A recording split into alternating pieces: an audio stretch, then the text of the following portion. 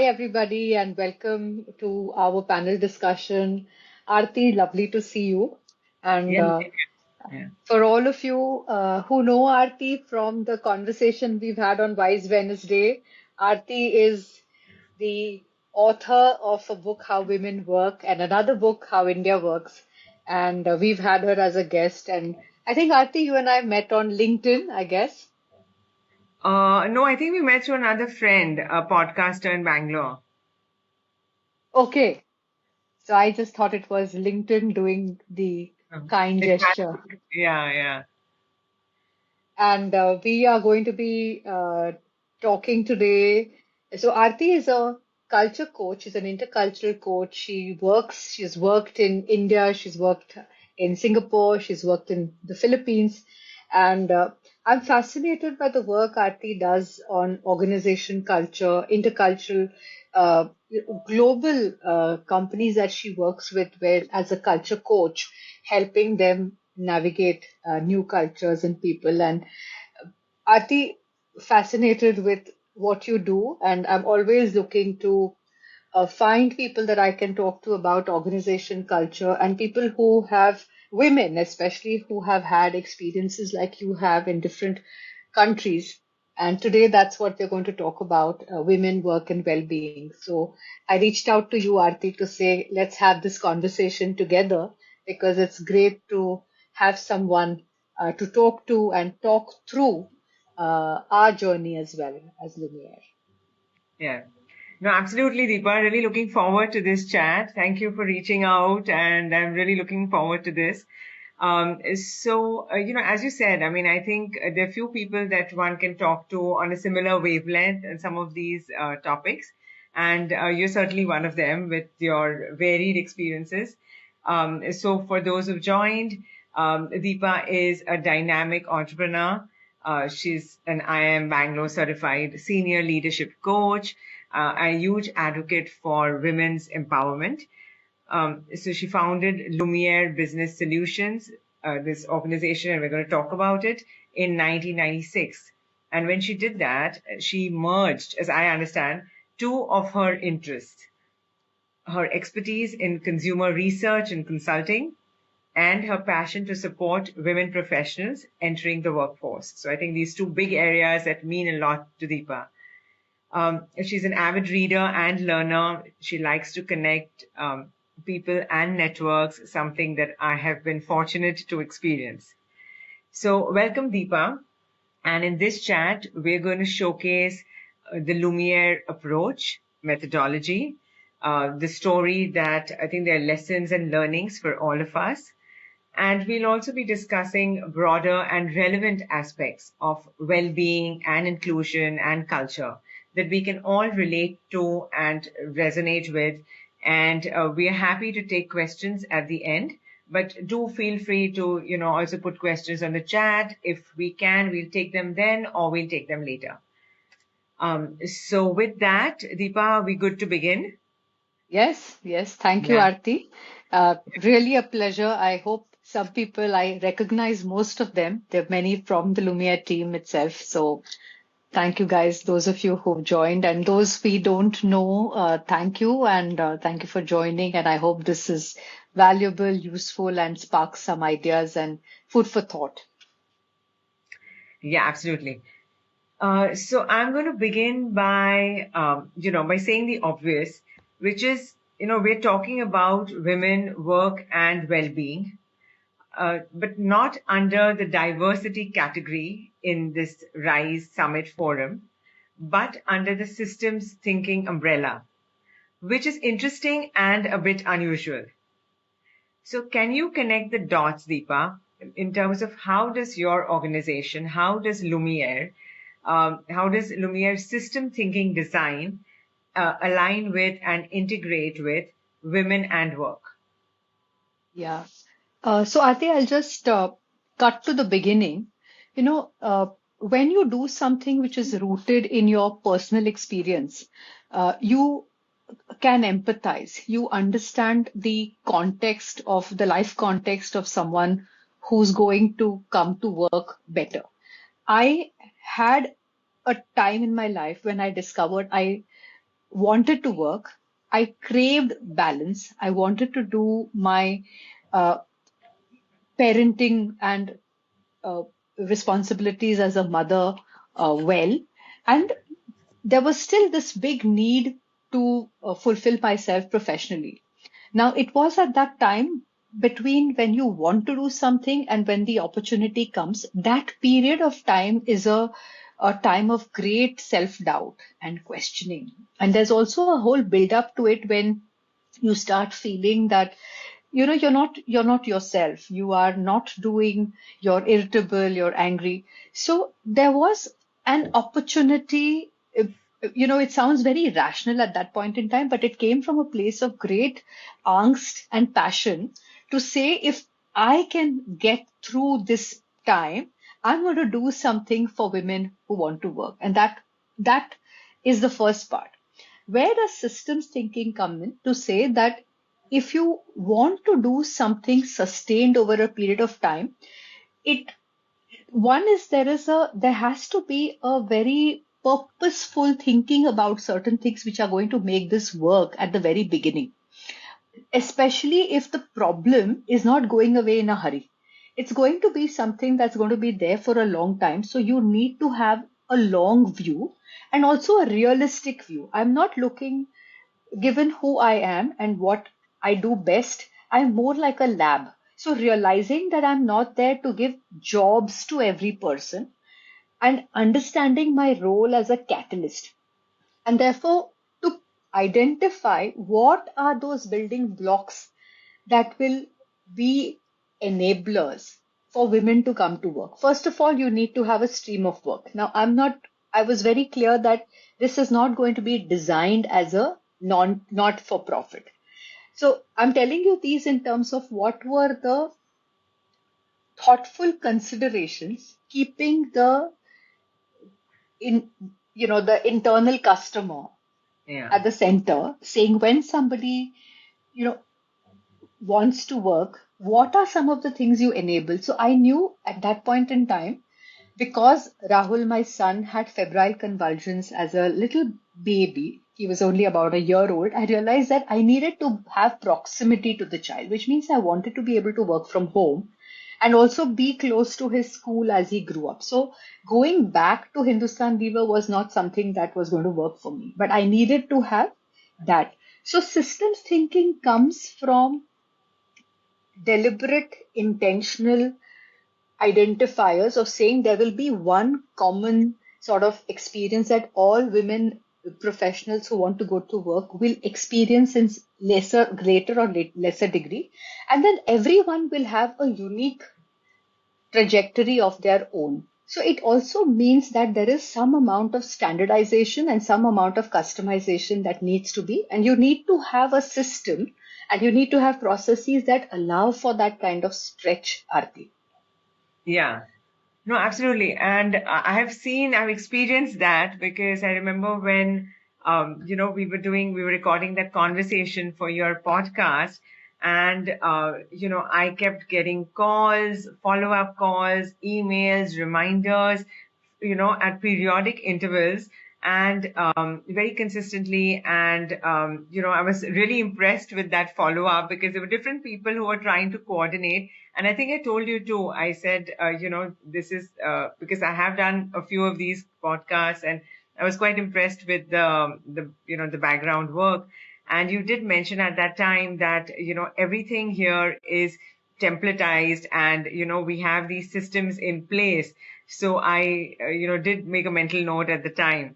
And so, which is why, I also want to ask you in terms of, um, how does Lumiere work?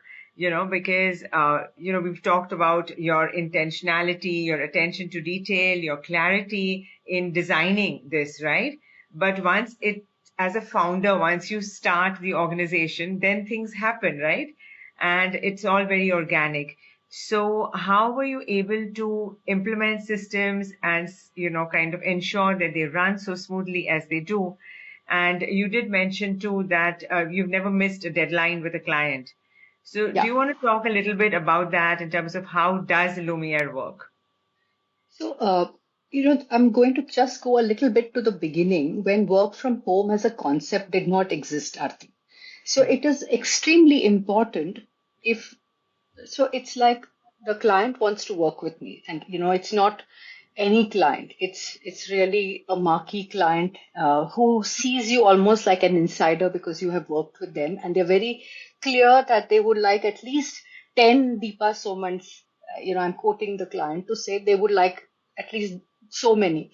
So it's also giving you an idea that there is a you need to first of all have an ability to identify the right people. Yes, one is to, and then until you try and have some ways of identifying people, and you also know that you're not going to be able to pay a lot because the model has to be very entrepreneurial. You cannot have a lot of people on a fixed high payout because it will never, in our work, which is project related, you never know when the next piece of work is coming. So you need to have even a way whereby you create some kind of, in the earlier days, we would have a percentage of the project contribution. And even today, there is a whole uh, a system around it that again that we have created. The payout model is very, very interesting. It's also evolved over time. Now, how do you work? First of all, both the incumbent and the client need to have an experience which is quite seamless. The client, especially because if you're not in a physical office in Nariman Point in those days or BKC today, the whole credibility was a question mark. Seeing how can a bunch of people working from their homes, looking after their kids and whatever, doing housework, how will they work professionally? Which means you need to have a very, very clear understanding of who you will work with.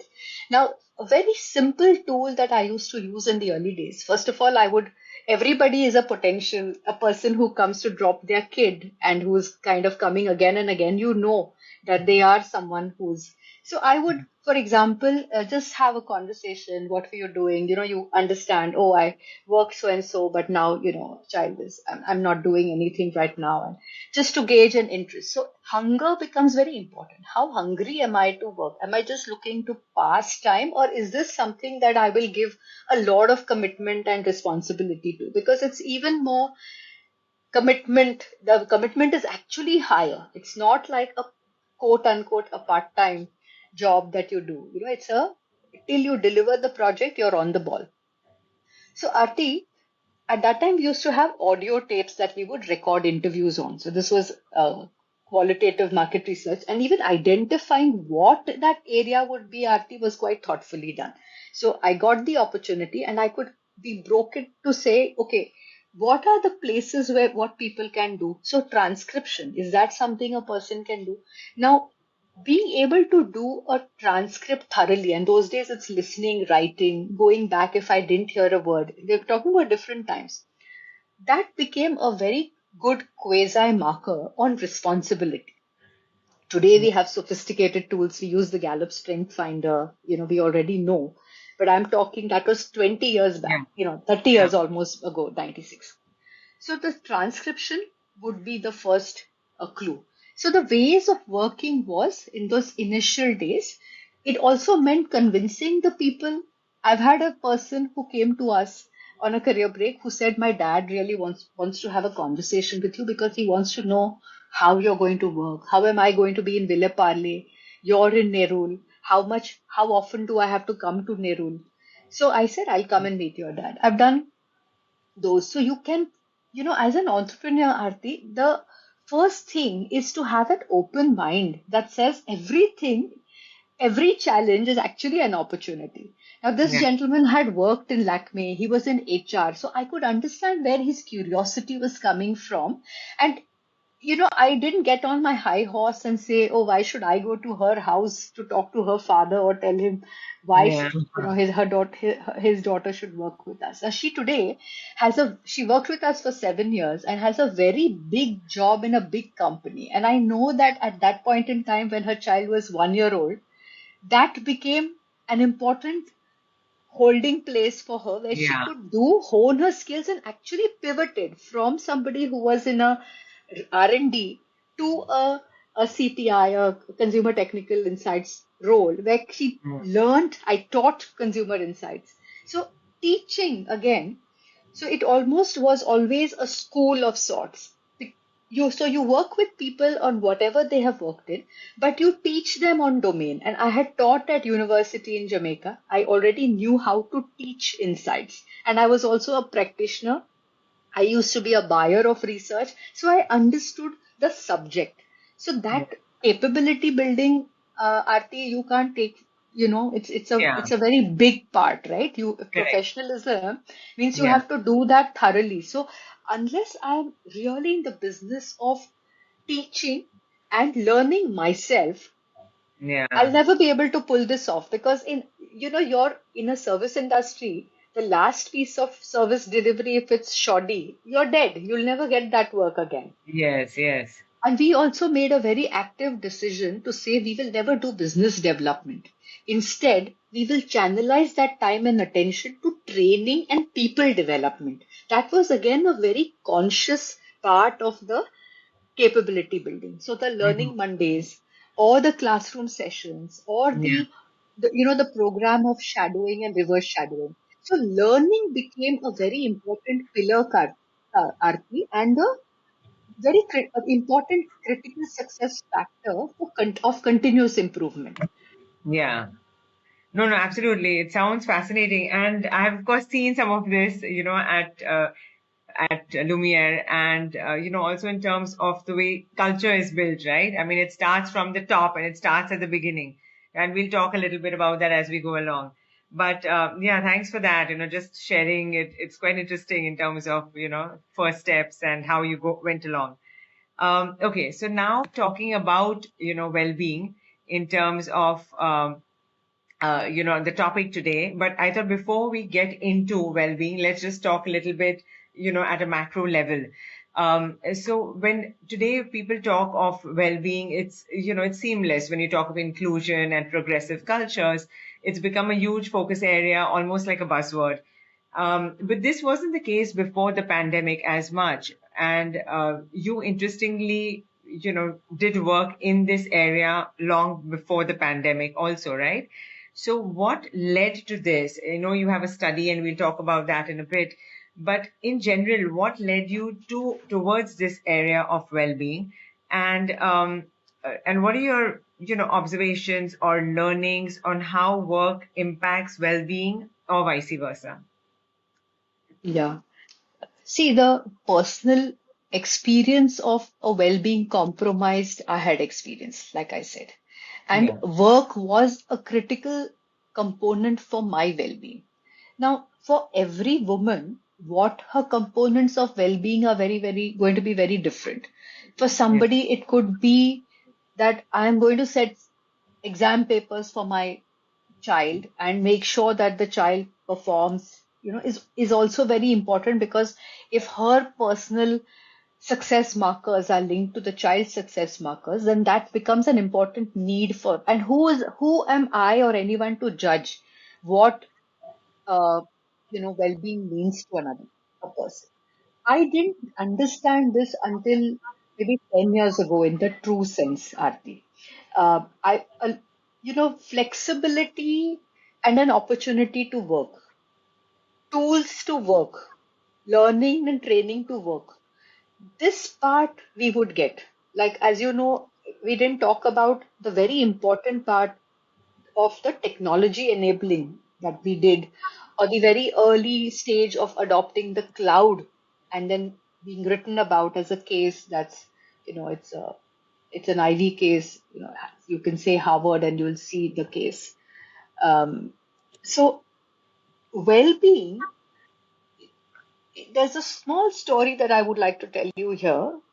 Uh, when I went to Xavier's in my 80 and between 80 and 82, I had a classmate by the name of Jamila Pitalwala. The name Pitalwala is unusual, and I found out that in there was a Sakina Pitalwala in the industry in market research. Reached out to her and said, "Is Jamila related to you? And can I get her coordinates?" And I got her coordinates, and I'd also through social, through one something that Sakina had posted on social media, figured that Jamila was either in town or she was coming to town. didn't know what she did or whatever. And then we met and we walked because we had limited time. She said, I can meet you at this time. And we walked in a park. And in that time, we talked about the 25 years that each of our journeys had been. And she had been studied psychology, and then she was, she went to America. She was at that time a professor at Lafayette College, Pennsylvania. She then became the dean, and her work was in interest was in women work and well-being. And she, when I told her about Lumiere, we discovered that our narratives and our interests were like matching. And she was fascinated that she actually found a case study which was very, very interesting to her. And the following year, I'm talking to 2014, she brought her class to visit. And they actually came and spent a day to understand Lumiere. And one of her students, Julia, was very interested, and she said she would like to do. So what we discovered was that there's a lot of opportunity to understand case stories of women who come back, returnee women into the workforce, those who have experienced interrupted careers of different lengths. And we said, let's do a study on this. So well-being, seeing what determines well-being, how does well-being get compromised, the whole psychological dimension to it, the a very learned approach came from Jamila, and that became the first piece that we did, where we had about 45 qualitative, in-depth interviews and some scholarly papers that got created. And then again, post pandemic, because so much has changed, and we'll talk about that later, there was a quantitative study that we have now done, and we look to do again some socializing, which is again becoming very important. Like I said, Aarti, this problem doesn't go away in a hurry. Yeah. Nature and biology will always make sure that women more than men will experience interrupted careers by life stage. So, well being on what is getting, first of all, to say is important for me, for my well being, recognizing that, taking ownership for that, Aarti, is very, very important, don't you think? Yeah, no, So, the absolutely. metric of success and not putting the markers out there. Who am I comparing against? So if the man or the husband, we've had a situation where someone actually went through a lot of angst because for her work was a big part of well-being, but for the family, what she earned ought to be what was the trade-off they were giving to her time that she went away to work. So you understand how Yeah. in the family there can be tremendous amount of friction and pressure if the family is not supportive or recognizes her passion to work, the creative channel, and they are able to value the different uh, parts of working and are Yeah. able to also see what are the trade-offs that they can support her with, isn't it? Yeah, no, absolutely. I think family, societal expectations, I mean, all of that plays such a big part, right, in well-being. So, Absolutely. Absolutely. It can be the small, things. And Aarti, you must have seen this a lot in your work, the cultural influences in Singapore, in, all the book that, six countries. You from Japan, you have researched Thailand and Indonesia. So you have seen this very closely. So maybe you should also tell the viewers, how does well-being play out over there when there are interrupted careers? yeah, so I think, before getting into the well-being piece, I think just looking at the larger picture, it's interesting because, a lot of the narrative and a lot of the literature really focuses on, women, working women or leading women or whatever, but it's seen through a Western lens. And Asia is so interesting and complex, with all, with the cultural nuances. You have hierarchy, you have humility, you have harmony, you have the accent on relationships. the need to please, loss of face. I mean, you have all of these aspects, right? And they impact everybody, but arguably they impact working women, and their well-being also, their careers, their trajectories, right? So it's very interesting to see how all of that plays out. Um, and because I looked at 6 countries, as you just mentioned, again, it's interesting how leadership plays out. It's across the spectrum. So, for example, you have, Thailand and Philippines. You have many women working at different levels in organizations, and it's fairly progressive.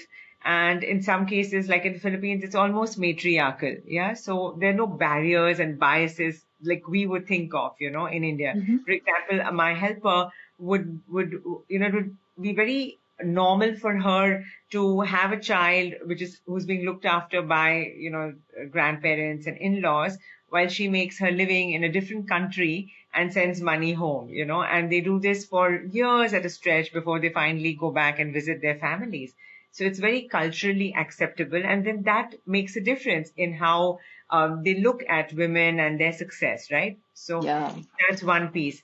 Then you have a country like China, which is which has the baseline, which has been set by Mao traditionally or historically, when he proclaimed that women hold up half the sky.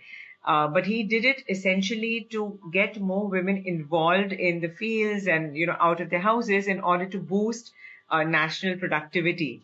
So while the intent was there for women to come out and work, it may not always be as equal or as inclusive in organizations today as we'd like it to be, right? So you do have a lot of women, but they still hold up half the sky at home, so they still have the lion's share of responsibilities. Then you have a country like Japan, which is really on the other hand in terms of its attitude and its approach to women and including them in mainstream work.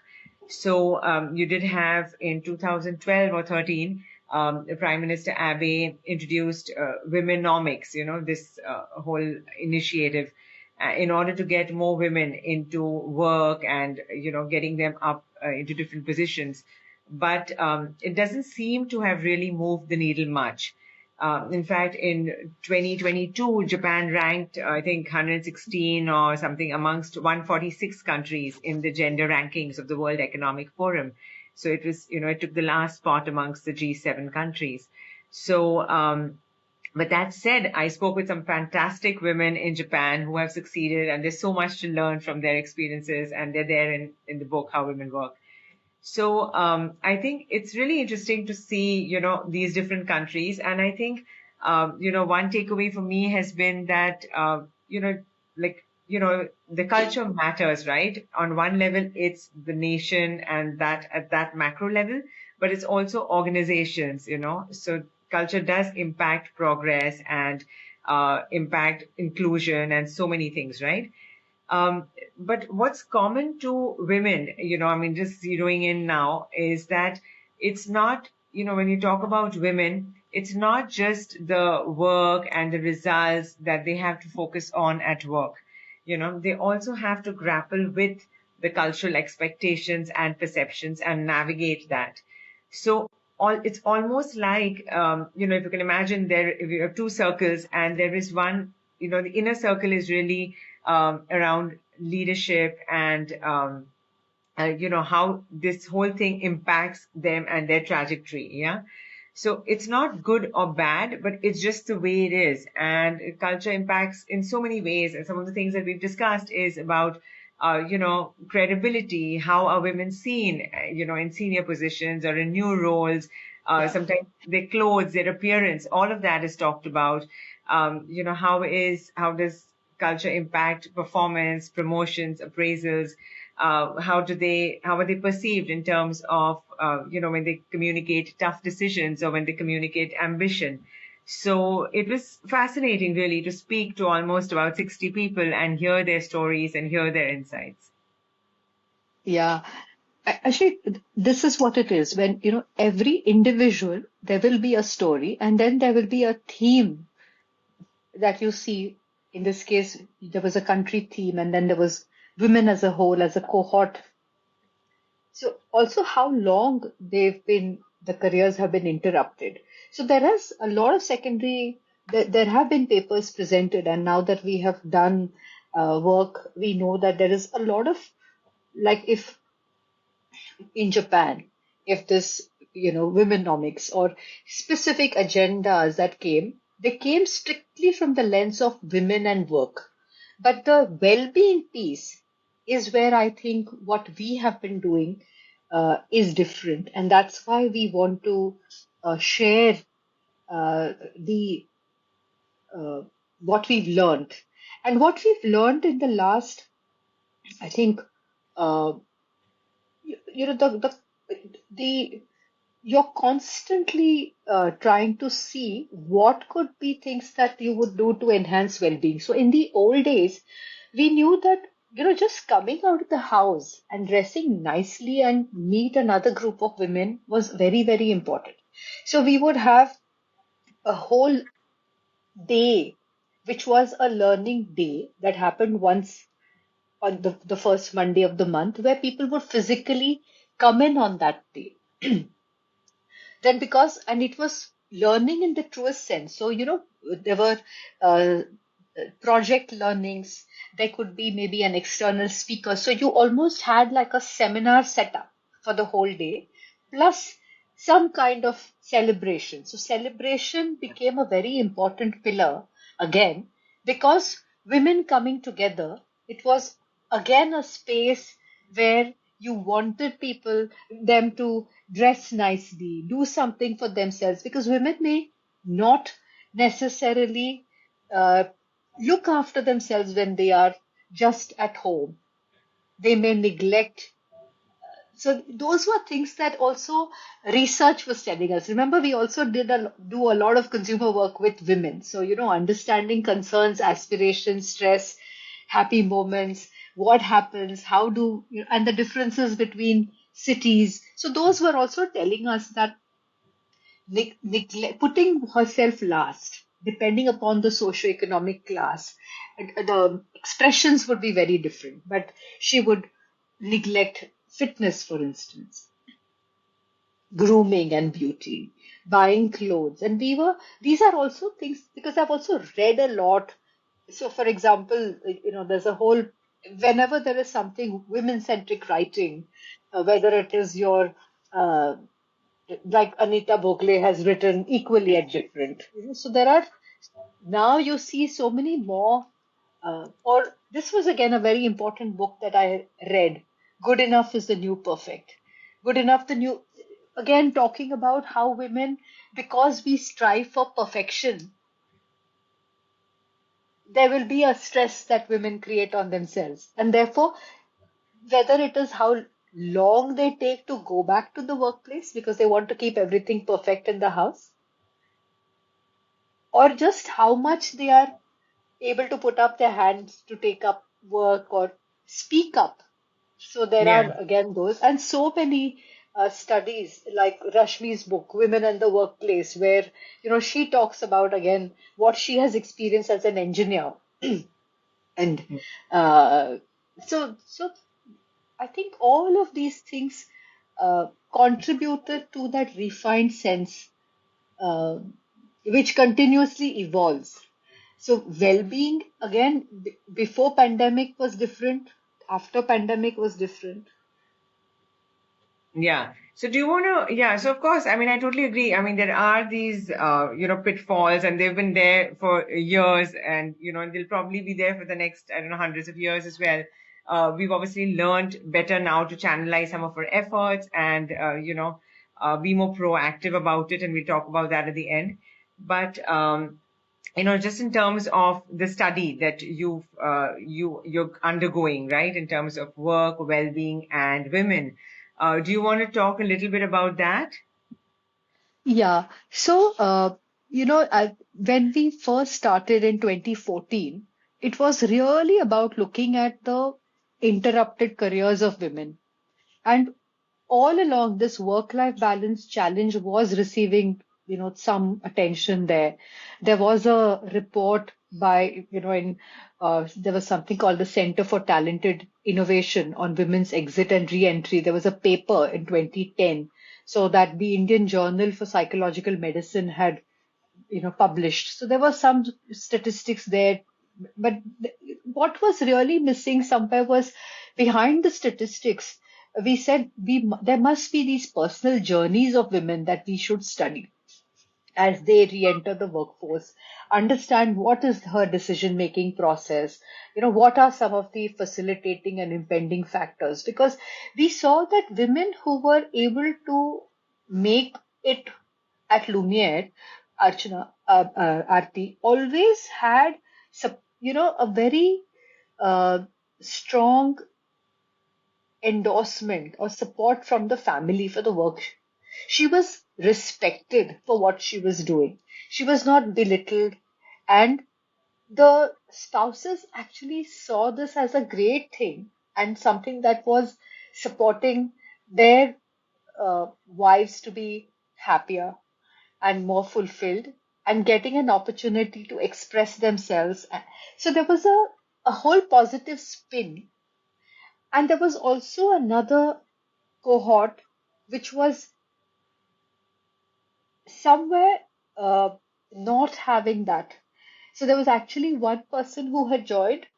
We were told that she has to lock herself up in the house in her bedroom, when she does transcription, because her in-laws won't like it. She came from a traditional family, that they won't like it that she's working when the husband's doing so well.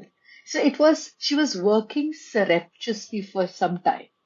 And then they engineered for me to meet them. And then only after some trust was built was, she working openly. So we've seen those trajectories as well, Aarti, which is, it's unimaginable that a person, Yeah. we take these, we come from a place of so much privilege that we take this agency and this freedom for granted, which actually may not be the case even in very educated uh, families.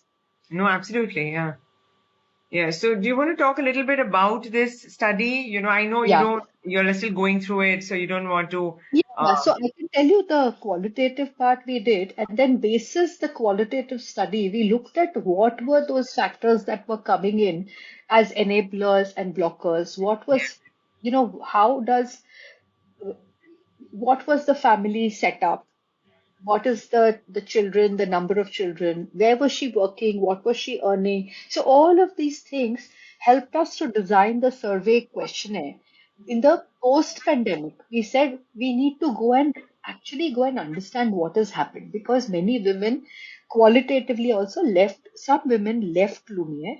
They at that time found it extremely difficult because they were also had additional elder care responsibilities, because you know parents are older. See, the in the woman's life there will be very specific times when there is going to be these what I call uh, bumps along the way, where she needs to navigate marriage, relocation.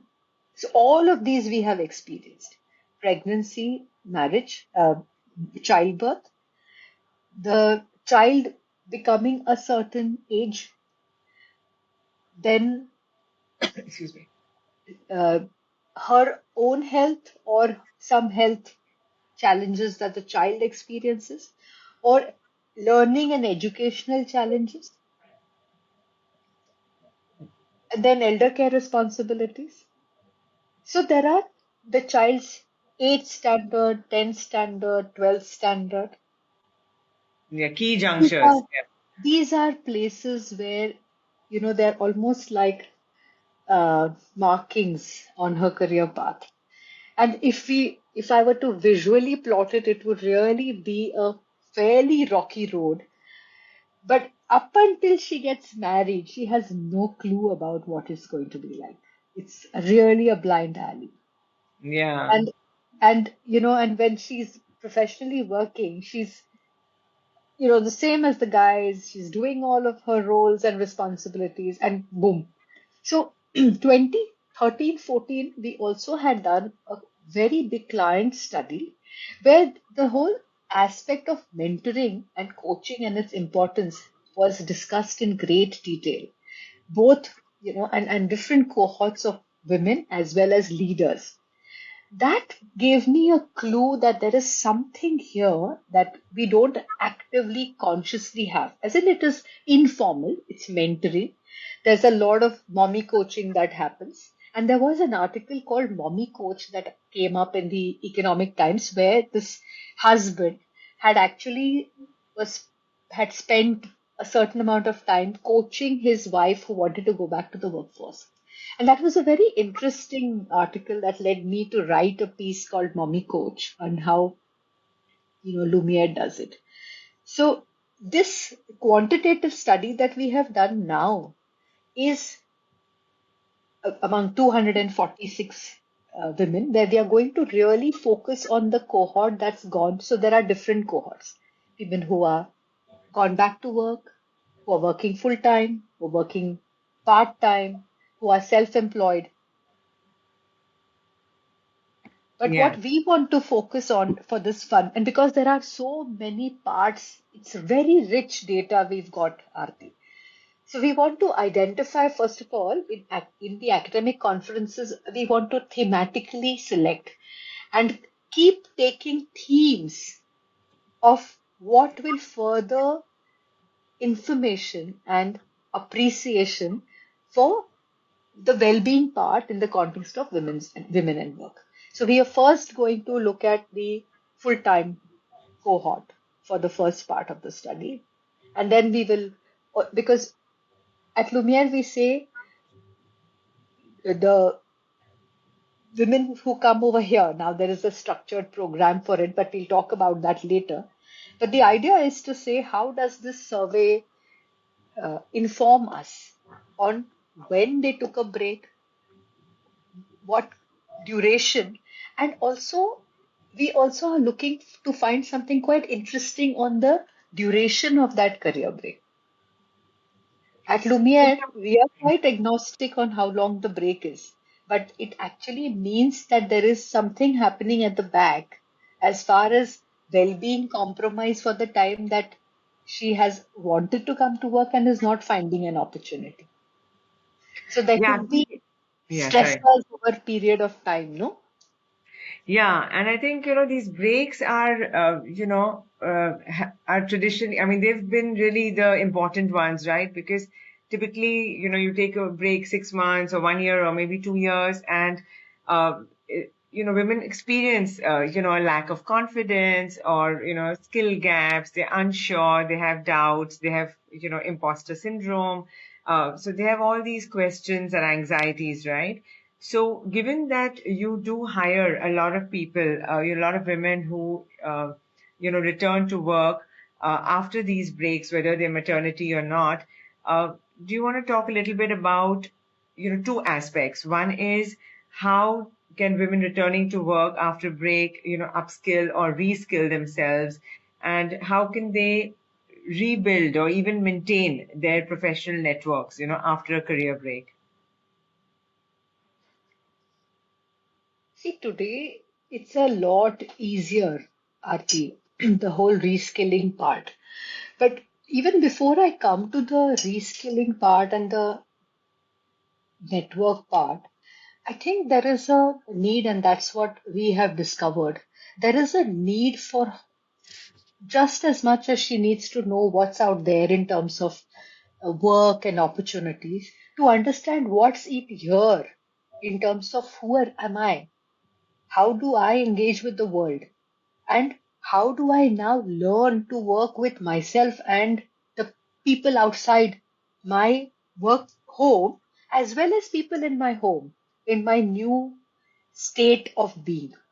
That prepping is a very big insight we have got, Aarti, over the last 8 years of work and good outcomes through this piece of saying, what is it that uh, what does self awareness, how important self awareness is.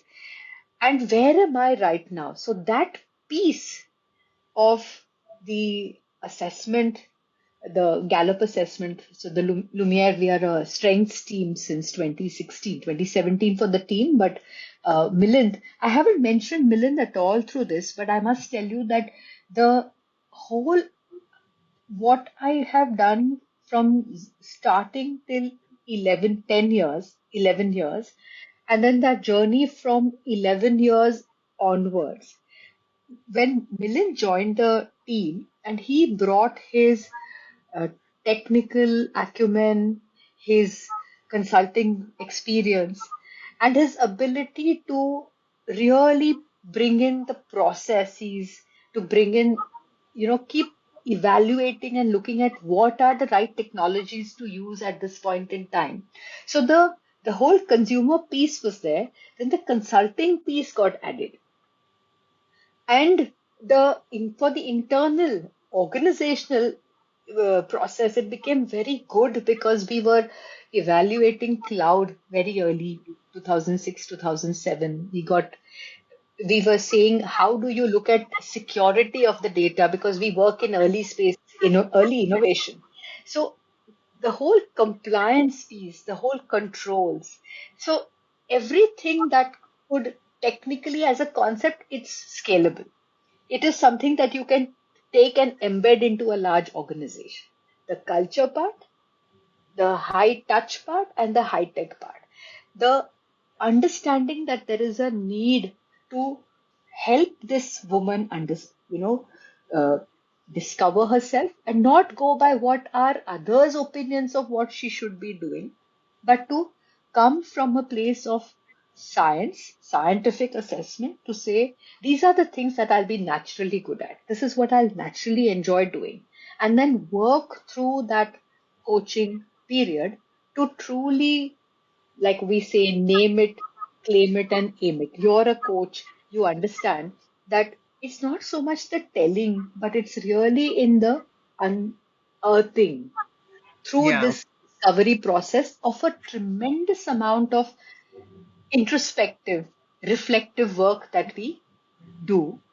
So, a big part of that post 2016 has really been both for our internal teams extremely valuable because you increase stickiness, you have a shared language, you work much better, you are a little more uh, disciplined and more effective. See, on the client end, we were always, we are very, very, very, very uh, anal about delivery because, like I told you, in our work, 80% of our work has to come as repeat work from that client. And every month, can we add a new logo? That's been our thought process. Yeah. No, no, it's fascinating, yeah, in terms of, the self-awareness piece, because I think that is really the big one, right? Especially when you're grappling with all this turmoil, on the professional front, on the personal front. So where can you feel that center and how can you feel, in control of your situation and your life? And I think that awareness really comes in. I see that also as, when I'm coaching people who are going through transitions, and this is one of them, right? When you're moving to a different culture, or you're moving to a different post or a role, if you are not aware of your culture, and yourself and your values, it's very difficult to make sense of another country and another, company, right? And those values. So I think the self-awareness piece is really important. Um, Here we should also ask the audience what those of, if you all want to share anything over here or have a question, just don't hesitate to make a comment so we can look at what it is that you're saying, or if you just want to agree with us or disagree with us, I think they should just feel free, right, to post. Yeah, yeah, absolutely. It would be nice to uh, hear from them as well or read from them. Yeah, We'll of course take questions at the end, and we have a few we more will. questions to go. So yeah. So while the thinking of questions or looking to share, okay. Um, okay, so that's one piece. So, do you want to talk about, the mental health challenges, in terms of, when people are coming back to work, and what are some of those things? Because we're talking about well-being, and what are some of those challenges that really you might have seen, observed, at close quarters, and how does Lumiere help with that?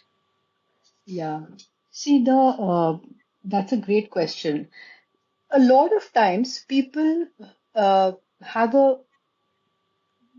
you know, women may have a, they may have misread their own readiness to get back to work. I'm just talking about that when we notice that happen.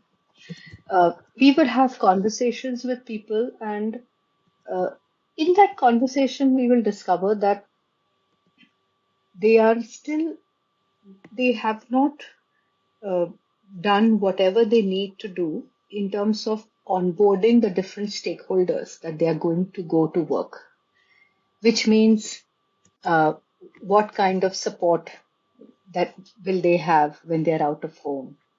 What are some of the tasks that they may want to delegate that they have always done, that they have never sought help for, that they might need to, realizing that time and energy are finite.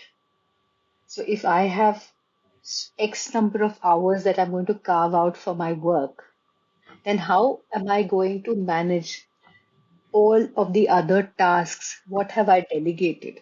So women's ability to trust others and delegate tasks that they think they are the best at undertaking is a part that a lot of women can't handle.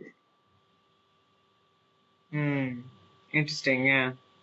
If I want my husband to help me, but I'm going to nitpick and I'm saying, why haven't you put this in the fridge on the third shelf and not, it doesn't have to go on the left side. You're you're not allowing for that new system to come into place. It's a very small example I give you, Aarti, but it's very important. When women say, oh, men, I don't like to ask for help. They need to realize that I'm doing so much, those kind of conversations. Men may not realize it. Men and women are different. There's lovely, funny books also on this theme that we have in our library that we give women to read, so that, why, why men can't ask for direction and women can't read maps. So, Yeah. Yeah. so it's good to have, be able to laugh at these things because it's not about being very serious about this whole thing. You're coming back, have fun, it's keep it light. Everything doesn't have to be just so. So it's also a lot of unlearning perfectionism, and therefore, I do have a lot of women read Good Enough is the New Perfect. Yeah. No, I totally agree about the smiles and the laughter. So, in fact, talking about well-being in organizations, right? So, I had, some months ago done a talk at Deloitte, and, I was so impressed that they had a chief happiness officer, like you hear of countries having a happiness quotient and things like that. And it wasn't just for the namesake or something, they actually, the person had job description, was following up on so many things, and it was really very interesting. And in an organization in Singapore, I'd seen how employees come together on one afternoon on a Friday every month, and they bring their favorite photo, or a book, or even a soft toy, and they just lounge in the office. They huddle, they talk about something that's bothering them, followed by drinks or a meal. So I think we really need to humanize the person, and Yeah. that only happens when you make the time, make the effort, right? Because um, when you look at organizations, I mean, well-being, everyone wants to tick the box, but how much do we really want to do, really? And I think in terms of women also and well-being, it's interesting because uh, I do feel that women tend to prioritize themselves, both in terms of mind, body, and soul, right? It tends to be more holistic. I mean, as you just said, men and women are different. And, women tend to look at work not totally as the only most important thing in their lives, right? It's not always that they do have other interesting projects, sub projects, people, relationships. I do see that oftentimes, just their religion and their spirituality keeps them centered. They often have, some belief in a higher power, whatever that may be. They have interests, they have passions, whether it's yoga, whether it's gardening, whether it's some culinary business, right? So it's so important. And as you said, about the coaching, the husband coaching some time ago, I think it's a very holistic thing when we talk about well-being, right? Because on one level, it's the organization that has to ensure, that the person is included and well looked after. And then you have, the family on the other hand, right? Because when the woman comes home and, what is, who's helping her, who's supporting her. And then, of course, you have the woman herself, right? I mean, she has to Yes. take charge and she has to prioritize. You can't just say, okay, you can't play the victim card, right? And Yeah. so I think that's so important in terms of, finding your stress reliever, um, you know, living your life. I mean, not just on weekends, right? So you follow your hobby, listen to a podcast. So I know a close friend on Wall Street, she has a huge high pressure job, but she still manages to learn classical singing with her teacher in Mumbai, across time zones and across all those challenges. So I think one thing that is very important for women to, when they are looking at well-being is to be able to manage their time well as well, so that's a skill set which I think is important. Yeah. What you say about uh, women having all of these dimensions is Yeah. also something that if men incorporated, we'd also have Yeah. healthier lives and men not having all of the health issues that start post retirement. So therefore, this holistic way, and that's also what the pandemic has taught us, that there is more to life than just work, and that you need to have all of these. The one of the early things that we teach women, and I use the word teach very consciously, is that, and again relying on the coaching piece, that we are not two different people at home and work. We are the same person. So, how do you embrace your whole self and not have any masks on so you can really be transparent and authentic and, you know, Yeah. uh, sort of be real? But it Yeah, absolutely. also, we also underscore a lot on good behavior. So you cannot, for example, we have a core value of respect for the individual. And this is very important because a lot of times women may not feel respected. And therefore, when you come to a workplace that, irrespective of where you're from, what your break is, the work atmosphere by default is one of very high respect for you as a human, as a person. And it has nothing to do with whether you are a PhD or whether you worked as a executive assistant in some workplace. You know what I mean? So it has nothing to do. And secondly, having a very flat uh, and a very accessible uh, cultures, and you have to walk the talk. You have to, uh, role model in a very big way, whatever it is that you're teaching, because people have to unlearn because their context may be different. The prior workplaces that they worked in could have been different. The atmosphere at home may be very different. But when we come here and we work as a team, uh, and that's why we use the word Lumiere family or Lumiere world. It's familial in the sense that family is not about competition. It's about enabling cooperation, collaboration. It's knowing that someone has my back no matter what. So when we say that, we will not let you, we just want you to take the plunge and trust us. We will not let you think, and neither will we let the project fail. So it's about having very solid systems. So we have a we have something called the resource desk. And I come back to the systems part on enabling this. And this is why I link this to the well-being piece, is because HR cannot be one person. Everybody has HR. And that's the degree to which it is important. Yeah, no, Everyone to have that yeah. awareness, sensitivity, and not that it's somebody else's job, it's my job. Yeah, no, but I totally agree with, the role modeling and walking the talk, right? My research also showed that, where women are included, genuinely included in less hierarchical and collaborative organizations such as yours, where they're given the freedom and the space. I think these two things, right? The freedom and the space to grow, they really flourish, and by extension in countries where women were given freedom and space, they also grew well. And Yeah, yeah. and you see that in, meetings, etc., right? Sometimes it's a very small thing. Like the other day, I was talking to a manager in a large organization, and she was just saying that sometimes, if you're not allowed to make a point in a meeting, because somebody else is louder than you or more authoritative or more assertive, that undermines you, because you don't get your voice, right? And so I think people have to be intentional about it. And, going back to what Yes. in the beginning, that intentionality has to come in.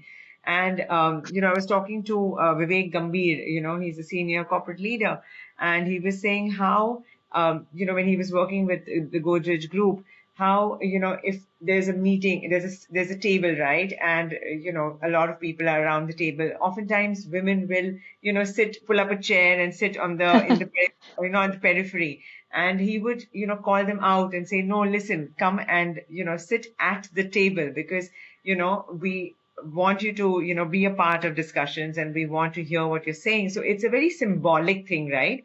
It's, in terms of, okay, no, just come and take a seat. And so I think these are the things, right? When you invite people to talk in meetings, take decisions, you're kind of sending a signal that, okay, we really value you, and we appreciate you, and we respect you. Absolutely. And another thing, Aarti, a lot of times people equate language and speaking in a certain Yeah, manner with intelligence. You have to speak in a particular way. And that's another thing that we broke at Lumiere, because it's really about getting things done. Yeah. And it's about people not judging other people for the way they, if they have a vernacular background education, and they may think in the vernacular first. So the idea and the work over just the ability to communicate in the English language. I'm a great editor. So if you do something, I wrote a LinkedIn piece recently on this, because I consider this person also a very big success story. And as I'm thinking about women work and well-being, I'm also linking some stories to certain things that were done very intentionally, which has given them a trajectory of being today, and and uh, uh, contributing, working professional for 20 years, and a career that was made possible despite that 8-year break that they took for and knowing that along the way, if you enable, just through listening, the person will grow and polish. You don't need to slot them to where they are, but I truly believe in Kaizen. Everybody can get better. I was watching the Roshans yesterday, and the 4 episodes, Ritik Roshan, and the whole thing that, never underestimate of how much intentionality and hard work and willpower and, that can do. And it's again not judging to say if someone can't do it or is not inclined, then we also know that we are all so unique. We are like a fingerprint. So again, allowing us not to sit in judgment, but to say, okay, what best can this, what can you bring to the table? And how can you be the best version of yourself? And how can we correct. enable and support you in that? So I think the collaboration becomes real, you know. Yes, I yes. used to joke that we are like a Lagan team. We are like everybody does things their way. There's no textbook, but we win the match. Yeah, because each one knows what to They're playing do. to their strengths. Yeah, yeah. How you can add value and how you can be supported. Yeah, absolutely. So, and I think this is also when, I don't know about you, but like I've been hearing often, people ask questions about, purpose and passion, and, all of these words are being bandied about so much. And, so people talk about the importance of having a purpose. And I, have had young girls reach out and saying that, okay, we don't have a purpose. Is this detrimental to our well-being? And I thought a lot about this, and I just find it very interesting in terms of this whole conversation, because sometimes there's a certain narrative that is out there on social media or generally, right? And it can be difficult for somebody because so for example, I'm reading this book right now by Deepak Jairaman, and I know you like to read, and you must read this one, which is called Play to Potential. And he talks about the concept of ikigai and how it can be elusive or daunting for some people, because sometimes it's great if it falls in place, but for many Yeah. people, it can feel like Mount Everest when all you want to do is really go on a trek to Lonavala. So, so I thought that was Well a said. nice way of putting it, yeah, because I think purpose is, different things to different people, right? It could Yeah. be, it doesn't always have to be linked with corporate success, right? It could be volunteering at a cancer hospital once a week. It could be doing one's bit in an organization. So that's one piece that, it doesn't have to have universal approval or admiration.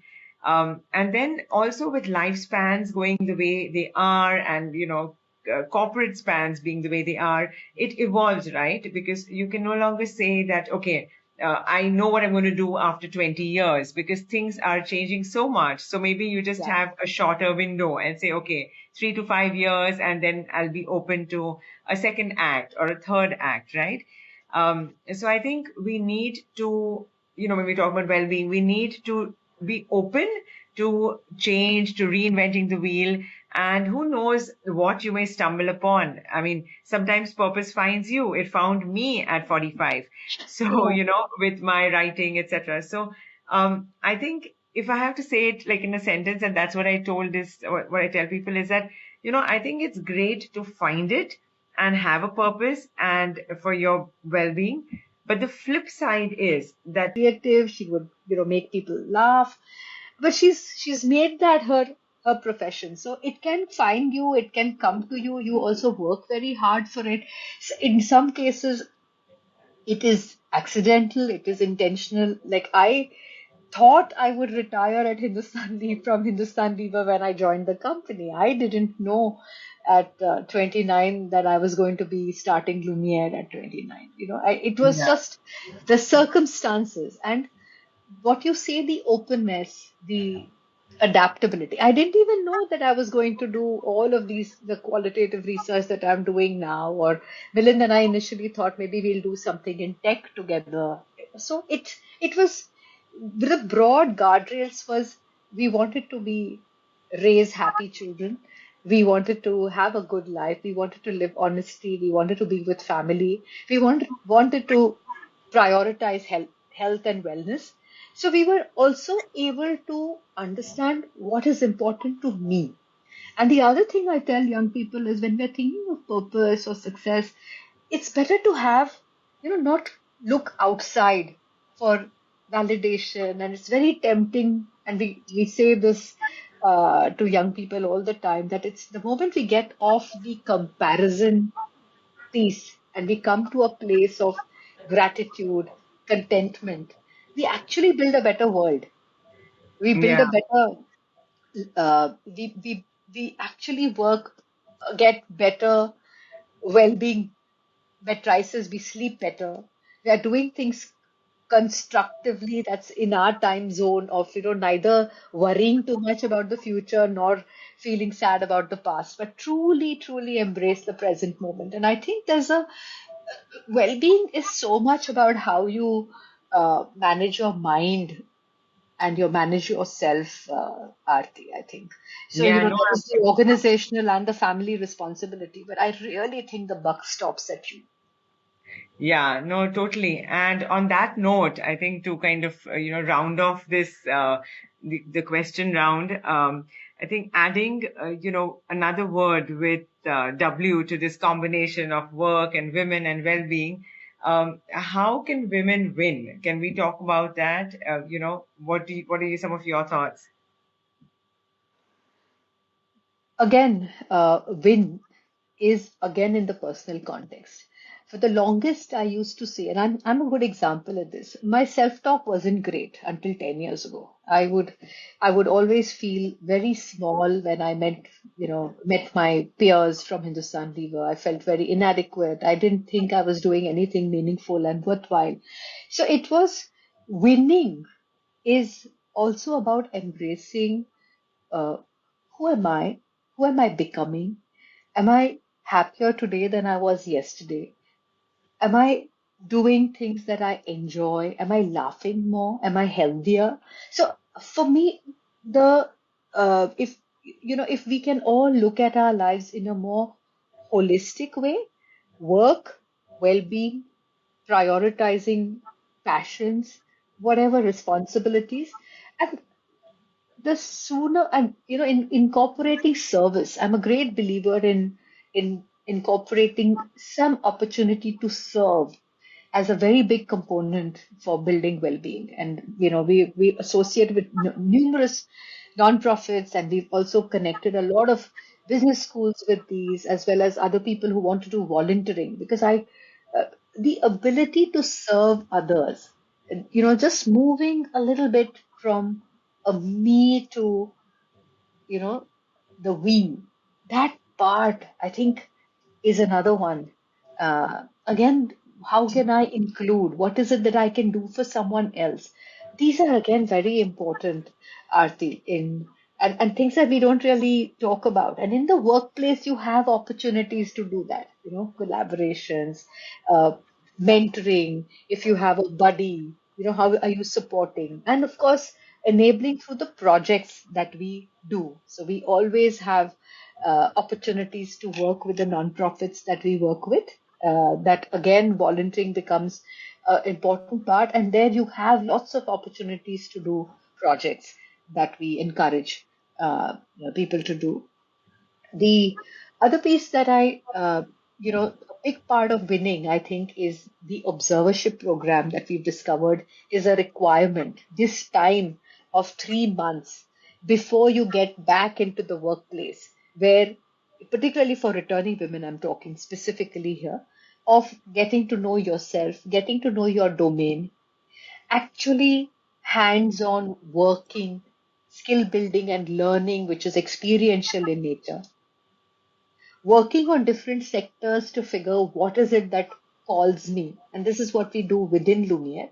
And then at the end of the day, while you have your 6 coaching conversations, and you kind of try and unpeel the layers of the onion to say, what is it that I really love? And say, you know what? Now I think I have worked as a chartered accountant for 18 years, and now I really know that I want to work with a nonprofit. And I'm a strong chartered accountant. I have a good, robust uh, background, but I don't want to work in the bank anymore. I don't feel I'm adding value to myself. I'm only earning a lot of money, but at this point in time, I'm done with that.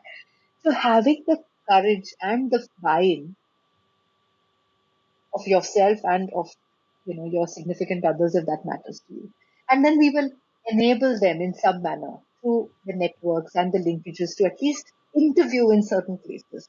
And we've seen people find those avenues as well that open up for them. Entrepreneurship, to say, okay, you know what, and I have a fabulous case in Padma husband's company.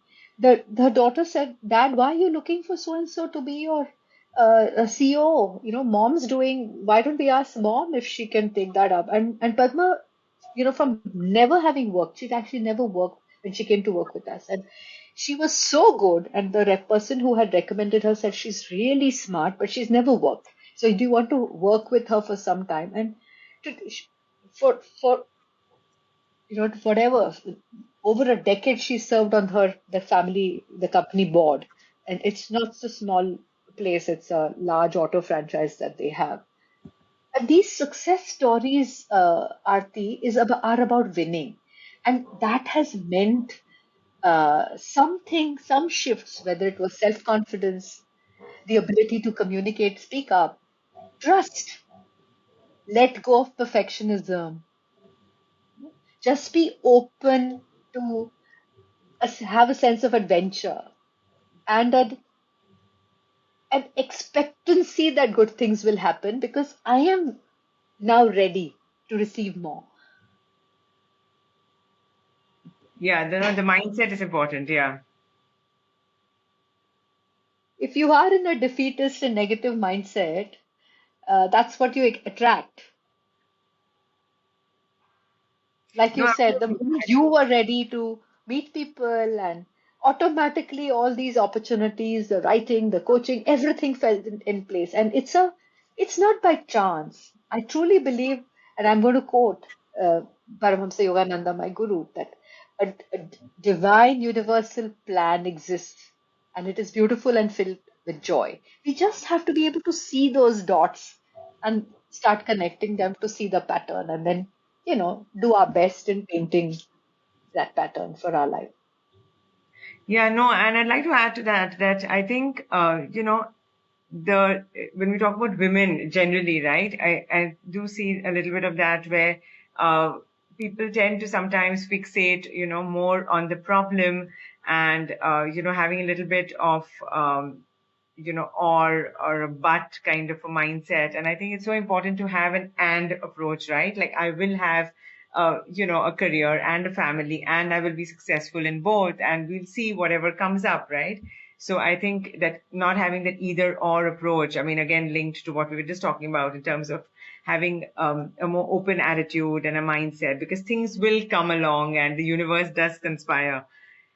So I agree with that. And I And think collaborate, and network, right, Aarti? It's yes, very yes, important to work with women who are doing this work, get yes. on to those communities in whatever way, No, learn, but I, share. yes. And I think, sometimes women don't always have other women's best interests at heart. And I think that's again an important area where, we need to work together and, to kind of create this win-win for everybody, right? It's not just a win for one at the expense of another.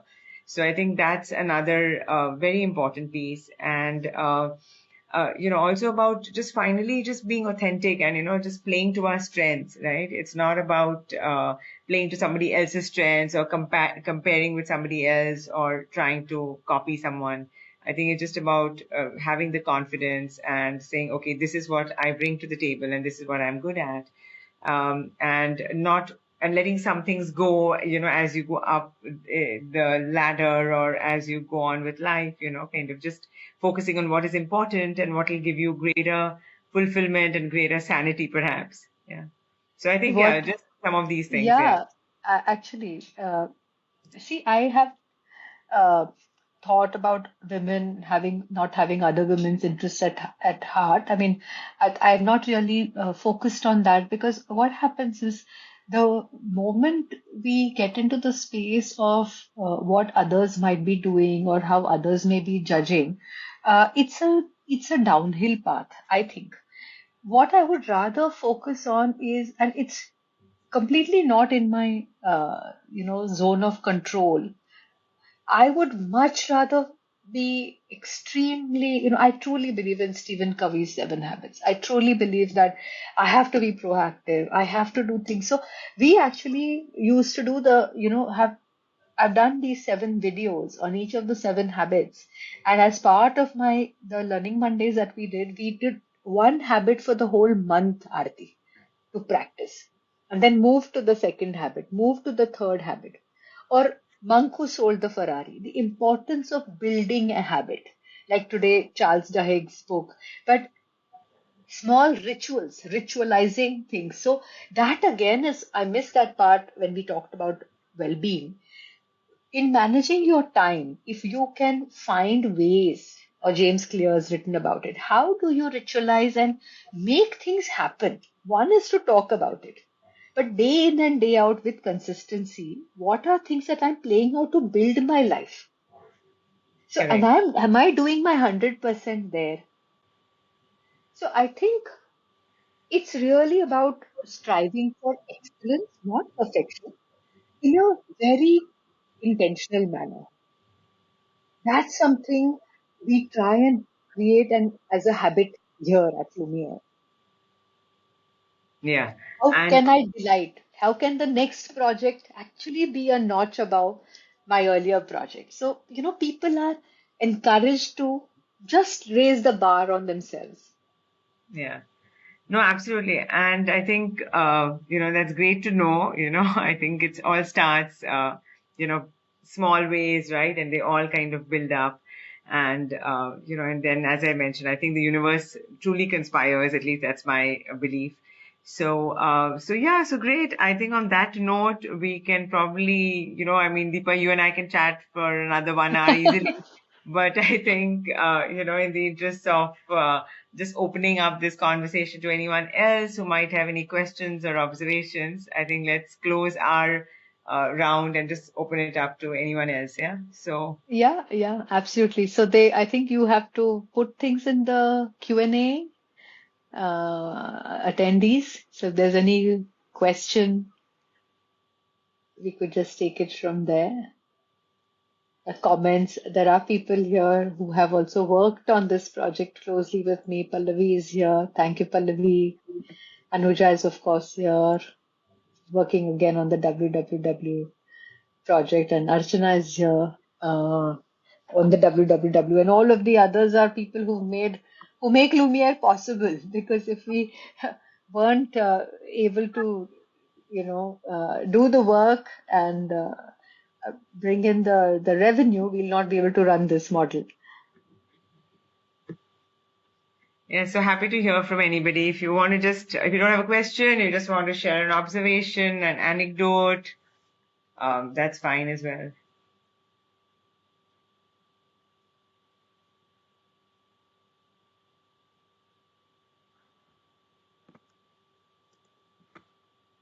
Many people from Lumiere probably have heard this or who maybe experienced this in some manner and lived this on a day-to-day basis.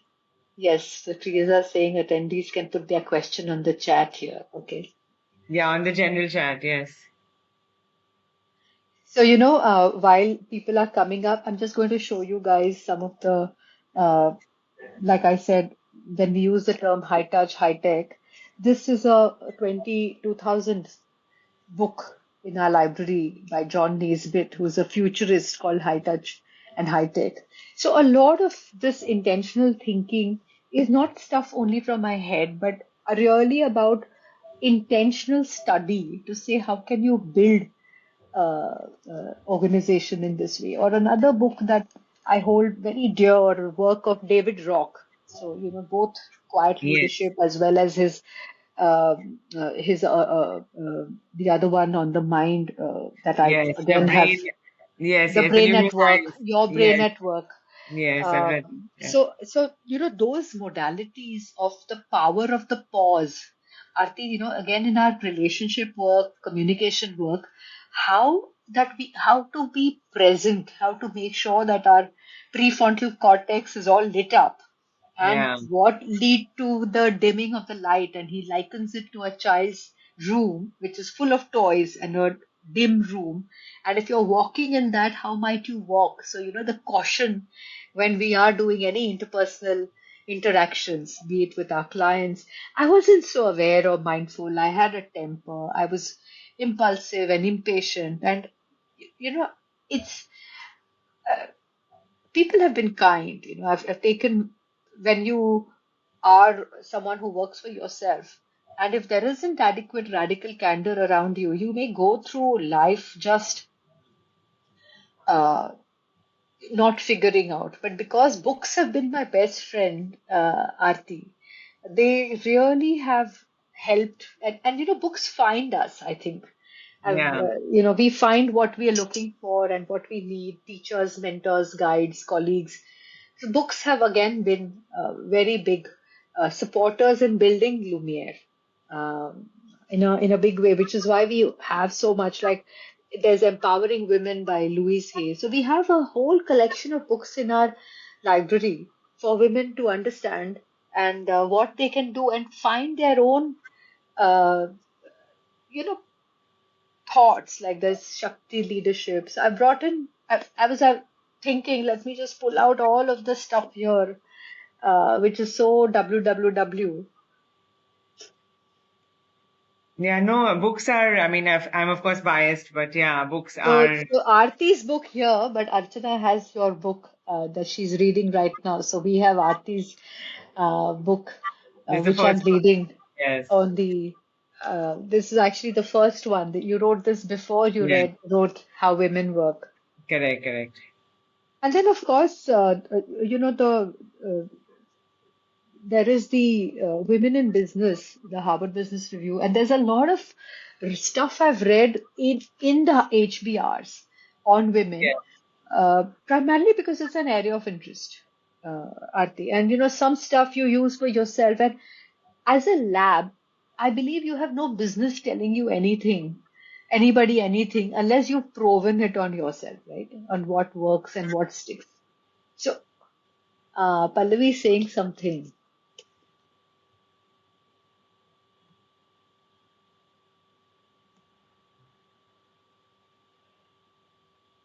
uh-huh. Yeah.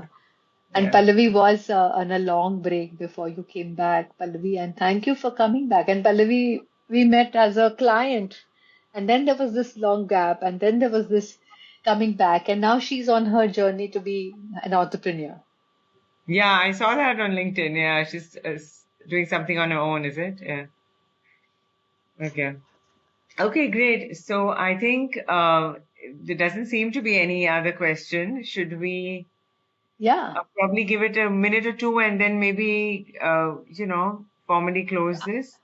Yeah, so I'm going to hang on here till 5 o'clock. So in case there is some questions that come or people want to chat, I'm happy to take any questions that they may have of the way we work or any other interest. We also have a booth, I think. So in case people want to visit the booth, but I can just be here till 5 o'clock. So Aarti, if you need to leave, that's okay. I will uh, be here and maybe keep telling stories because that's something that I'm happy Yeah. to do. And if there are questions and comments, then I'm happy to answer them as well. But I really want to thank you, Aarti, for making this time to come here and helping me also shape my thought process because it's very good to um, discuss and brainstorm with a like-minded person. And especially as a culture coach, I thought like little things like this. When we turned 15 for Lumiere 15, we had these coasters created and mugs. And these had our values. So transparency, honesty, fearlessness, flexibility, empathy, respect for the individual, transparency, family values, commitment to excellence. So, times when I wanted to give feedback, I've just had the person take a look at this and say, do you think there was something that got compromised among any of this? And then we have a conversation around what is it that they struggled with or Yeah. where their behavior was. So this is the reflective part, Aarti, that I talk about. And if we don't have to have it out up there, but if Yeah. I am living the value, then Yeah. others around me can experience when I'm not my 100% on that value. So we have a project review process. We have a kickoff project. We have a project closure. So the processes also make sure that there is a continuous iteration and a reminder of, and we are not very good at giving candid feedback because we are a small team, you don't want to hurt people. But we then brought in and we educated the team that on how ruinous empathy is actually terrible, and that's Mm. the framework that we put up on in the office and say, when there is malicious insincerity and why Yeah. that, how can we then move the axis on care personally and challenge directly to get into that zone of radical candor. So this again comes what you apply in your coaching practice with clients. You apply that after you first done that at home. Even in college when I learned an experiment, I would love to come home and share that with my sister and my mother and my father first. And then just teaching is the best way of learning. So the team also is my learning buddy because you keep learning through sharing. Yeah. No, no, it's very powerful. Yeah. Okay, so on that note, Deepa, I think I will exit and thank you for this. I mean, I really enjoyed a lot too, learning and listening about Lumiere. Yeah, so I think since there don't seem to be any questions yet, I'll probably sign off. Is that okay? Of course, that's Yeah? okay. I will hang in here Okay. for some more time. And thank you once again, Aarti. No, not at all. Pleasure's mine. Thank you as well. Yeah, enjoyed this and speak to you soon. Yeah? Okay. Take So care. Bye. Triza, Aarti is leaving, so she can just exit, right? So we should ask Triza. Triza, you want to just come in and guide Aarti? Does she just leave? No, I think I I can think just you can exit. just leave studio. I think there's a icon there. Yeah.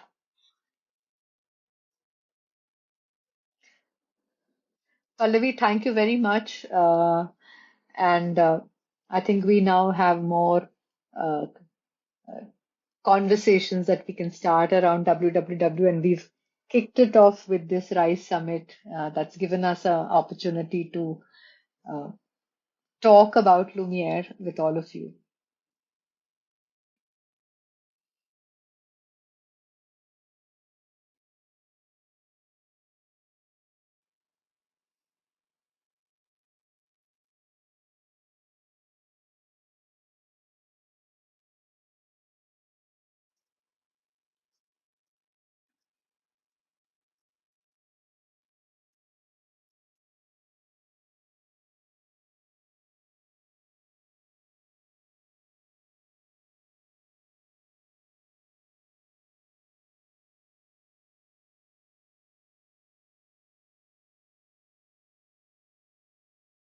If any of you want to come into the studio and tell your stories, Teresa, you can let people in and upgrade them. So maybe I can ask you all to say if you want to come in and narrate your story. That will be wonderful as well.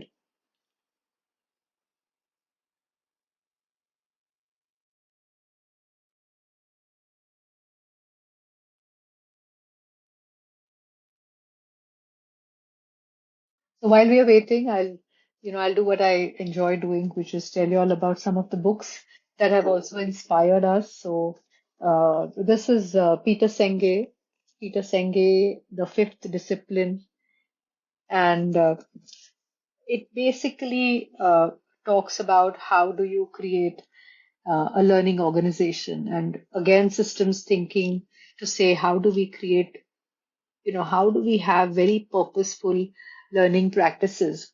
And Pallavi calls this, we often refer to this as the Lumiere playground, and learning being a very central, uh, a pillar to this Lumiere playground. And when we talk about, how did it come to play, and what are some of those im- why, what is it that is important in work? How do you become a learning enterprise rather than just a research firm?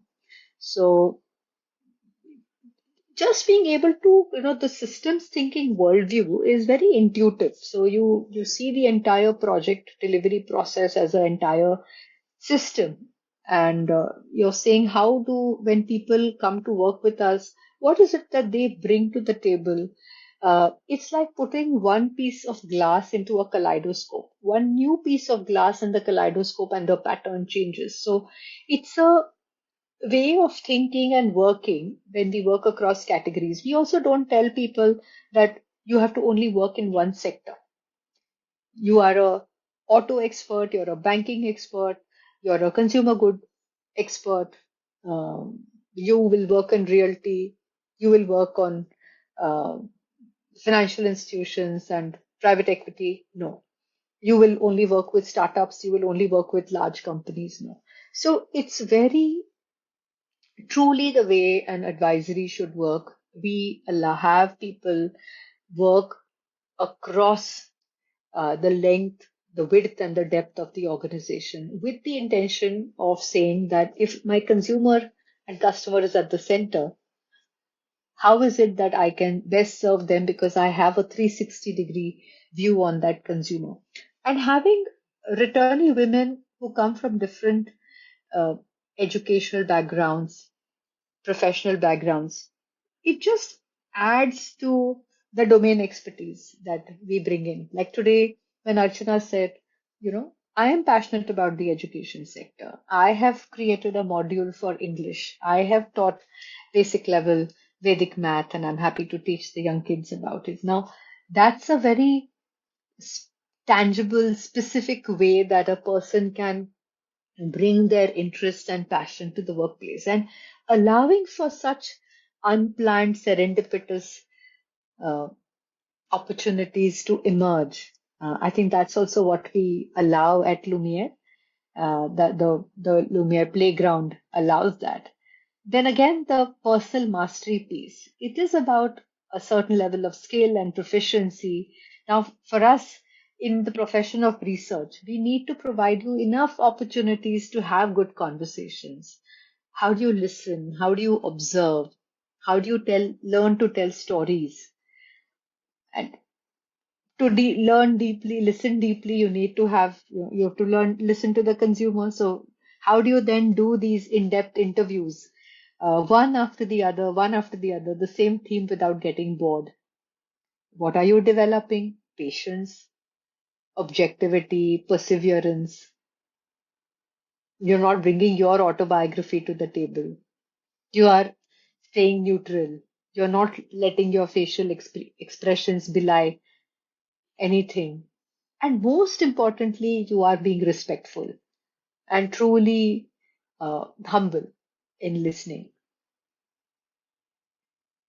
So, whether you're playing in the team, you're learning, you're teaching, you're reading, and you're teaching someone, you're taking a Learning Monday session, we are all trying, all these are opportunities to create that virtuous cycle for achieving personal mastery. And the assumption that inherently people want to do their best. If you treat them well, you reward them adequately, give them opportunities to learn, have fun at play, have a workplace that is strictly apolitical and transparent, they will not only give you their commitment, they'll also bring a lot of passion, excitement, energy, and spirit to the workplace. So then you have a mutual commitment between individual learning and organizational learning that comes in. So the mental models that we use, basically what are the some of the deeply ingrained assumptions, generalizations, understanding these. So one of the first things that strengths does is dismantle this whole thing of, why doesn't somebody get my point of view? Suddenly you say everybody is different and you celebrate diversity and difference rather than get into a place of judgment, which again is extremely uh, light and again fosters well-being because you are not burdened by uh, all of your assumptions and meaning making that you do, which is unnecessary. You can be in the here and now, you can be objective, and you can be light on the shared vision. When people understand why delivering that project on time is important, how what it does for us, how it begets us new work, those are again, and the tools that we use. So begin. So a weekly review to say where is the uh, initial interest from the client up until a project that is won or lost, discussing why did we lose this, why does this win it, how can we creatively solution. So we do this a lot of discussion around projects. uh, the likelihood of we getting a project is of course about 65%, which is a decent number. But how can we get better than that. So we are like a football team where there is extraordinary capabilities for coordination.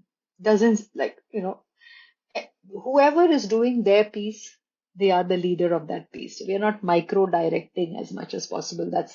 I like to lead like the spontaneity of play. And then knowing that, I will keep building my skills. So no matter what I do, I'll do it very well. So the objective is very clear. You're winning the goal and you're on the football field. So how can I be the best team player at that point in time and support my team wherever I'm placed? So that is again, Lumiere is a team sport. So there is no condemnation and everybody winning is very important. So getting the team being engineered to win. We're not really competing with anyone other than ourselves and the last project that we worked on. And you can't be defensive, can't afford to be defensive, or you can't afford to blame. It's good to have honest sharing, talking about who brings what and how can we uh, learn from each other. And today, we are always in the space of uh, with everything changing so rapidly, like Aarti talked about. This workplace uh, has, we've shown that small teams and every project in every large organization, also the teams are whatever, 10, 15, 20 people strong. These are behaviors that can get replicated for returnee women or any plans to include women in the workplace. So, Archana, thanks for coming in. Hi, Hi, Deepa. Yeah, Hi, hi. I I just wanted to add to all that you've saying because I believe in everything that you've been saying. So Lumiere has actually been a playground. At Lumiere, there's no distinction between when a class is happening, when client work is happening, when learning is happening. So all of it happens, all of it together seamlessly. And anybody who's taken a break for a long time, for a short time, without prior experience, with experience, they just,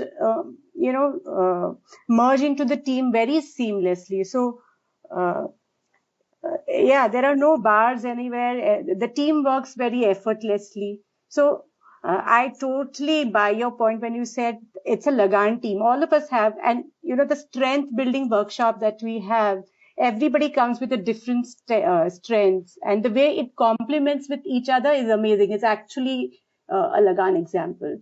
So I really appreciate and truly enjoy working here. Yes, and you've uh, obviously there was a spark in you or a desire in you to say now I'm at, and also the timing to say now I'm ready to get out of the house and I have, and that's exactly what everybody will decide for themselves, and they should. What is the right time for them? So there is no judgment there. Oh, why was it 5 years? Why was it 3 years? Why was it 2 years? Why was it 10 years? No, it's Yeah, I am ready. And that's what we want to celebrate and meet the woman where she is, as she is, and work together with yeah, her. Uh, yeah. again, so she has to take responsibility for her well-being, but we'll support her, and that True, recognition is important. And she must want to win, and she must have her metrics for winning clear, true. so that the winning happens, and the organizational winning also happens because you want the organization to win, you want the client to win, you want the True. incumbent to win. Correct. So it's that So, win-win-win. so if somebody is looking at, coming, joining, or understand how Lumiere works, how do they approach you? What are the ways, or what kind of people, what profile are we looking at when people have to consider Lumiere as a workplace to join? See, first of all, even before I use the word join Lumiere, they Hmm, can participate through two tracks. One is the internship program, which is hmm, targeted to young people, uh, early jobbers, not worked at all, or mm, students mm, who are looking to experience and explore research. mm, And then for the returnee women, we have the observership program. The observership program is crafted as ideally a mm, 3-month program. mm. Women who feel that they have a full day available, because that's going to be the closest to getting back to full-time work, right? So Right. a full day available where they have that, all of the other elements of their responsibilities sorted so that they've carved that time for themselves. Mm, That becomes very important. A mm, strong digital infrastructure, computer, etc., the hardware, software, the openness to learn. They mm, have to be, if they are in touch with technology, it's a lot helpful. mm, Support that they have from their family, and they feel now they are free, mentally they are free, mm, that they can work. And if we always say, have you looked at the website, have you looked at some of our events, we have a YouTube channel, have you gone through them? And why we say that is, get a sense from what the culture would be like. it's yeah. it's a it's fitment. Culture fit is a Right. very important part. Yes. A workplace which is very supportive, which doesn't encourage uh, people pulling each other down. So it calls for people who are energized by positivity, Mm, as right. opposed to, there could be people who are energized by negativity. This workplace celebrates, encourages, and wants people to thrive who are innately a little more skewed towards the positive and who can see Mm, glass half full. And the reason I say that is because you will work with people who are, different from you. So it calls for also that stretch in the personality, which is not too finicky or not too moody and not too disappointed right. or not too quick to judge. Yeah. So you also mentioned about part-time people. So people who are engaged into certain activities, they could consider this as a part-time job. And my second question is about interns. So what kind of profile are we looking at? Interns who would like to engage with Lumiere in some way. Yeah. So the first question on part-time, as much as possible, we feel that, in our kind of work, because also there are client deadlines, etc., part-time becomes very difficult. It's very strenuous on the team also, because if they have a team member who they think, oh, they are going to stop working at this time or they're not going to stretch, Hmm. it burdens the other people in the team. So on the one hand, while we Yes. want to enable work, it also puts some inordinate amount of pressure on the system. So Hmm. that is something that we have struggled with in the past also. Hmm. And, Hmm. so having that ability to stretch, Hmm. or the readiness to stretch, and still be able to maintain oneself, because there's no point in burning both ends of the stick, or if well-being is getting compromised, or if I don't have adequate support systems in place to Hmm. enable me to do, because the last thing you want is somebody who was not balanced or not compromise health. And the internship part, there are some schools that we are associated with. Yeah, so we have some design schools, some management schools, uh, some other humanity schools that are very good, engineering colleges. So we've had interns from different uh, places. We like them to be academically strong. We also Hmm. like them to have strong hobbies and avocations, because you're also helping build people to say, you don't let go of these things that are important to you. So and they're particularly interested in people to say that you can be very good at what you do. You don't have to be a jerk to do that, be that, you can be a nice person. So Hmm. it also tells you that to in professional life, because we work with such fabulous clients, they're meeting bright people, meeting very good companies, and it's breaking a lot of stereotypes that people have that, if I'm very successful, I'm maybe a jerk, or and so it also tells them that the workplace is enabling. They don't have to have fears. They also develop a lot of confidence. They also have clarity on what they might like to do earlier. And typically, I think before they go for masters, 2 years is highly recommended to understand self, understand sector, build domain capabilities, build Hmm. personal mastery, build Hmm. capability to work with people, and most importantly, become a lifelong learner. Because two Hmm. years is enough inoculum that you can, I think, give them for life. Because in Yeah. these times, you can't survive and thrive if you're not a lifelong learner, right? Perfect. Absolutely. So in my case, I have been a Lumiere earlier, and the style of working at that point of time was very much different from what I see now. And the biggest change or the difference that I notice is the strength coaching that we are doing.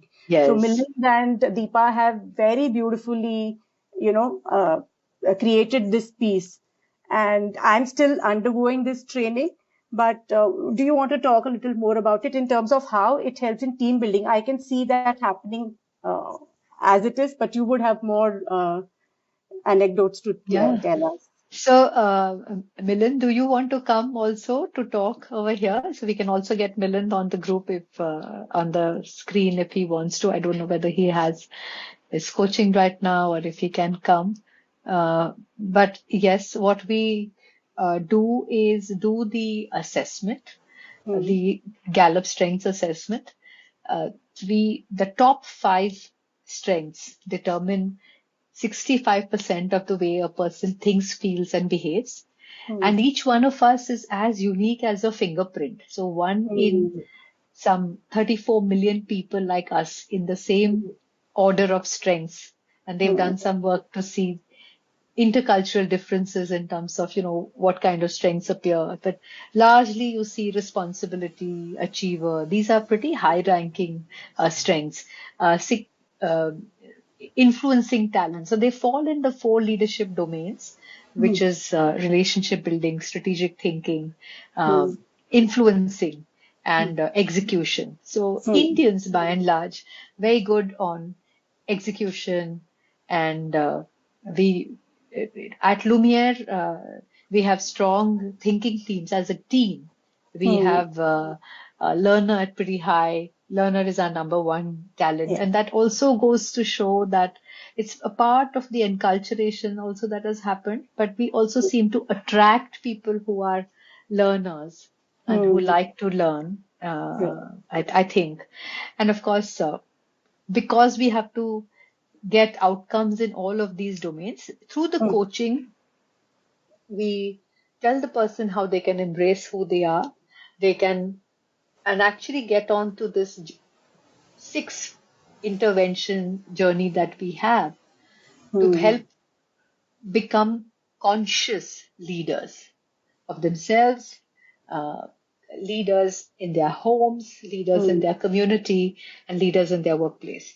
So it is, I think, highly contributing to the well being Hmm. because you now have understood yourself, you understand why you think in a certain way, and it just, like I said earlier to Aarti also, it just uh, clears the air on perceptions and judgment, and it makes people genuinely uh, understanding, empathetic, and a little more playful about strengths. Hmm. So the conversations in our pantry, strengths is a strong part of even giving feedback to Yeah. say, oh, I think I can see this basement, or I think you really played this talent in the balcony, or you really did well on this. So strengths has helped us, and the purpose piece. So when you do this, the observership, you have a little bit of understanding of what I might love to do. And Hmm. it can open up tracks, Archana, at the end to say, do I want to work with Lumiere as a core team member? Hmm. Can I be an associate? So I really love doing moderation, or I think this is something that I can be really good at, or I want to do XYZ, but I don't necessarily want to come to office every day, or I have only so much time, and maybe I'll only do a task-based activity, and they can become an associate. They don't have to be on the core team, and we can engage with them for specific activities. And we have several alumni that are engaged with us on this space. So, um, and in the new way of working, like you rightly said, with strengths, I think personally for me, it's really helped me more than anything else to understand myself and to um, know that what's my default way of behavior and to Hmm. catch myself on the places that I was tripping all the time, which is the because of my activator basement or Hmm. my achiever basement, which or my intellection basement, where so many of these basements would play, and you are um, you kind of believe everybody else should be doing things in a certain way. So even as a uh, person and as a leader, I've eased up tremendously Hmm. on myself. I'm probably doing more, but with in a more easier manner, in a more sahaj manner than I did. And I think the effortlessness in our interactions in the workplace, Hmm. the overall lightening of the atmosphere, the ease of which you're not taking yourself so seriously. So yes, and thank you, Milind. It's because it's based on positive psychology. It Hmm. creates a safe place. So thank you so much for adding that. So that's again very, very important. A safe place, very important for attorney women. And then you Hmm. also know whether how should I conduct myself if I want to do, how do I engage better with my families? And we've seen tremendous outcomes over there as well. So we are in the last minute, Archana, and thank you so much for jumping in on this and stopping me from talking too much. Oh, no, no. We would love to listen to you all along, and I'm going to continue that after this call. It was a pleasure listening to you. I thoroughly enjoyed this. And Teresa, thank you for being such a champ at the back. And all of you who signed in, all the attendees, Pradeep sir, Dipti Bhandari, Shruti, who's joined in from Germany, Sajri from Pune, uh, Nurul Amira from Malaysia, Jason Fernandez, the Lumiere team, Reshma, Smita, Milind, Smita, Najma, again from Idobro, and Tanvi, Shilpa, Vanessa, Smita, Sonali, Ankush Singh, Zuili, thank you, coming from Levers, Anuja, and Pallavi. Thank you guys. Thank you so I, much. I think there was a raise a hand request. You want to do that? Or, there was a raise a hand request, I noticed. Oh, I Okay. haven't seen that. No, no, Yeah, yeah, yes. Milind is here. yeah, yeah, no, I raised a request because Deepa was asking for it. So I just wanted to share that, strengths allow for a non-judgmental and a safe place uh, to help people perform and excel what they can do best. So anyway, I put it on the chat. It has been a great Hmm. listening to the journey, and I look forward to the new report that is being worked on in the space of women work and well-being. Should be around April, May, by which time it should be ready for publication. And thanks everybody for participating with your feedback Thank as you. well. Thank you, Teresa. Thank you. Thank you.